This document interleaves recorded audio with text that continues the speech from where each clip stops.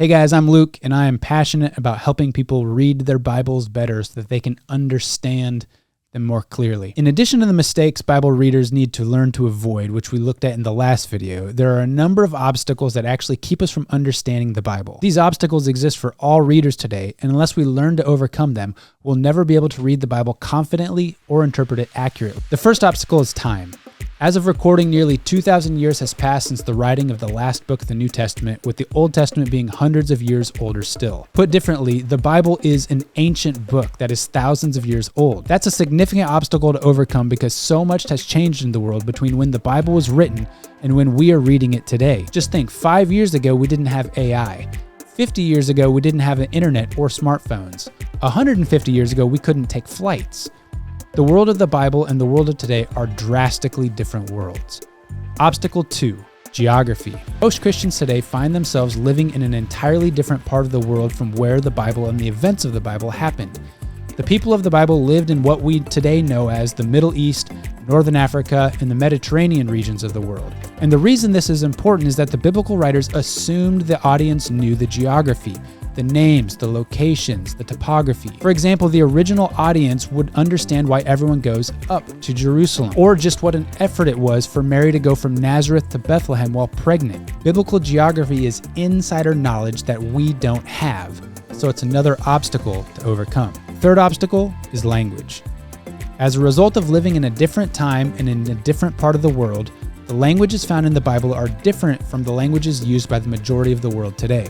The Old Testament was written in Hebrew and a bit of Aramaic. The New Testament was written in a form of Greek called Koine Greek. The significance of this obstacle is that there is no one-for-one translation from one language into another because all languages work differently. So a lot of things in the original languages must be conveyed differently or are difficult to convey in English. For example, in Hebrew thought and language, the inner world of a person's emotional life, their seat of emotions, their conscience was thought to be the kidneys. But no one today talks about God judging a person's kidneys. As a result, even our translations into English that we read today are interpretations because many different interpretive decisions have been made. To give a very basic example, the word pneuma can refer to the wind, it can refer to someone's breath, their inner life, their spirit, or to the Holy Spirit.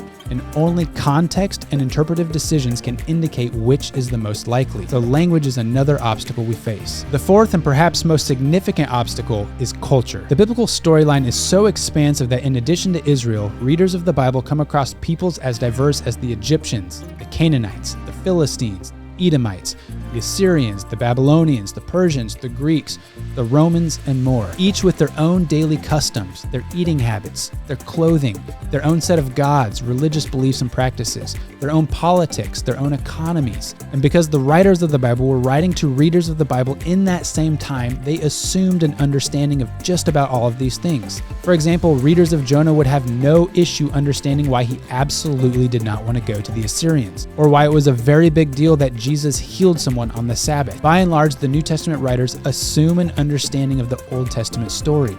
So we have much work to do to understand all of these different cultural aspects so that we can join in the conversation and really understand it. Fifth obstacle is worldview. Now, this obstacle is probably a subset of culture, but it's worth separating for consideration. There are a lot of things about how we think today and about how we view the world that are very different from how the writers and the original readers of the Bibles thought and viewed the world. And if these are not recognized, they put us in a very different mindset from the biblical mindset. To give but a couple of examples, the biblical world knew nothing of atheism, or even for the most part, of monotheism. Every people had the gods they looked to, and the conflicts between nations was a conflict between the gods. For Israel to say that there was only one God would have been head-spinning for surrounding cultures. On a different level, people in the biblical world did not think of themselves as individuals or independent agents. They operated within vast networks of community and kinship and patronage, and this came with unwritten rules of honor and shame that people were expected to live by. There are parts of the world today that understand this better than others, but for anyone living in the West, like I do, we have a lot to learn. But how do we overcome these obstacles? Well, there's really only one avenue, and you've already taken the first step. It's to learn. We become students not just of the text, but of the world of the text. And we'll get there. First, we need to talk about some of the obstacles that we bring to the text unconsciously sometimes.